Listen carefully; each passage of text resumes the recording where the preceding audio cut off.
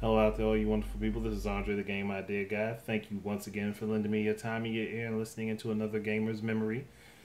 This one is named the Ocarina and the Mask. Obviously, obviously, there's only a couple things that could really be. But I wanted to talk about my general first experiences with the Ocarina of Time and Majora's Mask on the N64. And what better than the two copies that I have owned for many, many years? This was a used copy bought for me with my N64 when my brother got it for me. He bought me this, Mario 64, Jet Force Gemini. I think that was it. I think those were the three I had at first. I know Jet Force Gemini came with my N64 because I remember playing it on my N64. Because my brother bought that one, he bought it used. He had also purchased the expansion pack with it. And I remember that being in there from jump. This one was a brand new copy. This was a brand new copy of Majora's Mask. Got it, what? It came out April that year. I ended up with it in October, so 6 months. So got it 6 months after it came out.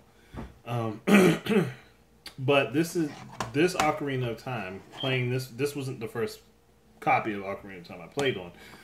Actually, my first time playing it was at a friend's house who he had an N64 and a PlayStation, and I ended up having the Sega Saturn at the time. And he hadn't gotten very far into the game. I think he only just got into Kakariko Village when I ended up showing up to his house, and it was like, "What are you playing?" It was like, "I'm playing this game called Zelda." Granted, I had played the original Zelda, and I had played Zelda 2. I hadn't played any other Zelda games after that. And after playing Zelda 2, I kind of was confused as to what Zelda was supposed to be, so I guess I didn't really play any more of the series at that time. So when I got to it, and I was like, "Oh, this is cool." And I was looking at it. It was like, "You want to play?" He handed me the controller. I was walking around the village, exploring it, picking up stuff, walking into things, interacting with stuff, and I was like, "This is cool." Like, like when did you get this? And like I ended up getting so enthralled with the game that when I ended up with my own copy, which I completely wiped all the data on this one when I got it. I really got dragged into the story. Like, I got dragged into the story of the characters. I got pulled into the environments, the music, everything. Like, if there was a perfect game to me back then, this was it. This was my perfect game back then. There was nothing that was better than this to me at the time. And it's still my favorite game. Like, this Ocarina of Time is my favorite game. This is my favorite ever played game. Mostly because of how I felt about it when I played it. I know that there are better games out there. This is superior to that game in every way. But I was like, that game, this particular game, Ocarina of Time, is the one that got me back into the Legend of Zelda series. It's the one that got me to go back and play A Link to the Past and beat it. And I just recently got all the Game Boy ones with the Link's Awakening and Oracle of Sage, Oracle of Seasons and Time. Like, because when I was younger, it's not like I was just easily able to come up with the money to get all this shit. So I have those on my 3DS now and I'm playing them. But like, this is what drew me into the series. It's what made me want to play the games. It's what got me.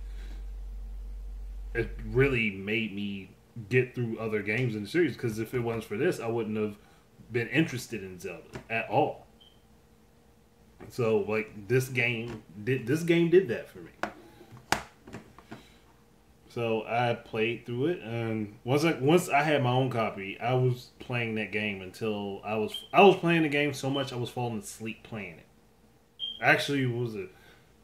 There was one time I was playing it and I fell asleep playing it in Jabu Jabu's belly. I literally fell asleep in the middle of the middle of the dungeon and woke up to see Link dead, and I was like, "Oh, I fell asleep," and I just continued playing. I literally continued playing until I beat the dungeon. Then I ended up saving it and turning it off. I remember that happening. Um, then Majora's Mask came out after that.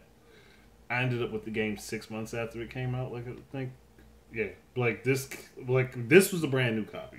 My brother bought this one brand spanking new. I ripped the fucking plastic off the damn thing, hurried up and threw it in my N64 and started playing that motherfucker. I was all over this game the second I saw it. I actually 100%ed this. I didn't 100% Ocarina of Time. This I 100%ed. I got every fucking thing that you could get in the game, and I was determined to do it. I did this almost completely without a strategy guide. The only thing I needed a strategy guide for was the last mask because I didn't understand where it was. And then when I finally figured out, oh, I have all the fucking mask I need, I just have to go get it. Like it's at the end of the damn game. Like that, and then I ended up beating it, and I was like that experience. This, like, I was just like super all over these. Like, just thinking about it this way, these are two of the best experiences in gaming I have ever had. Mostly because at the time, I had only really been playing 2D games until I ended up with my N64, and then Jet Force Gemini, this, and Super Mario 64. And I was so enthralled with this. Like, when my brother got me this, I was like, because I don't even remember why he gave it to me. I think it was supposed to be a birthday present, but he couldn't wait to give it to me to see the look on my face or something like that. Or, oh, you know what? No, I remember. I had like extremely good grades that at the time, like, and I had been consistently keeping my grades up. Like, it's not like I was just, oh, at random I got good grades. No, like, I consistently had good grades in school. My brother bought that for me after the first quarter marking period, and I had like straight A's. Like, that was what happened. I remember that now. So that's how I ended up with Majora's Mask. But I also have another relic from then. This is the N64 controller that I beat all of my N64 games with. Well, not all of them, but this was the controller. Like, this particular controller right here. Like, it's so beat up and dinged up. It's got scratches and things on it. Like, all over the place. This controller is the one I did. I did that with. Like, this controller right here is the one I beat those games with. And I'm going to keep this motherfucker because this is a relic of my past and my past gaming experiences. It still works perfectly fine, even though the analog is a little loose because of how hard I played with it. This is a little bit loose, but it still works perfectly fine to this day. And I will not use any other N64 controller on my own shit besides this one. Like, that's how much I played on my stuff with that. I'm just trying to remember how I felt playing Majora's Mask the first time. 'Cause I remember playing it. I was like, who the hell is Link chasing? But like, it's just like he's chasing the Skull Kid on Epona. And like, then all that weird shit happened. It was like, what the fuck happened? I had not known anything about the game's story up until that point because I didn't read anything about it. We had the magazines and it came out, I just looked at the pictures of the game. I didn't actually read the fucking article for some reason. But I think I was like I think I was happy until I got to the point of being the Deku Shrub. Then I was pissed off. I was like, why can't I play with Link normal? Like until I actually got the Ocarina back and fucking used the Song of Healing from the Happy Mask Salesman and shit, all that stuff. So overall, these were like my two favorite gaming experiences, all wrapped up into one. Like if, and I have Ocarina of Time 3D on my 3DS, and I actually want to play back through that, but I kind of want to beat the other Zeldas first before I actually play back through that, and then I'll get Majora's Mask 3D and play that over again. But well, it's just one of those things where these are treasured memories from when I was younger. Because I actually think both for this and this, I had my family watching me. Like that tended to happen a lot when I was younger. If I was close to the end of a game, my family tended to watch me beat it, which is weird. But at the same time, it's kind of monumental, and it made the moments just feel that much more epic. It's like they're watching me finish the journey out.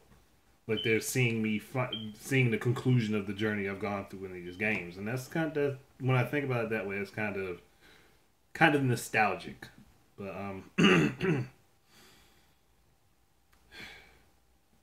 these are two games I'll never like be able to forget enjoying and playing through and sitting down and getting wrapped up in them. Like that can't happen because of how majorly they affected me when I was younger. But that's it, people. I'm done. Thank you guys very much for listening to me ramble on and on. I know I did do that a lot, but thanks anyway for listening, and just share whatever experiences you have with either Ocarina of Time or Majora's Mask, or hell, any other Zelda game in the series for that fact of the matter. Which one was your first one, and which one is your favorite one? My first one is the original, the Legend of Zelda on NES. My favorite one is this one, Ocarina of Time. But I think I'm a special case because most people's favorite tends to be their first one.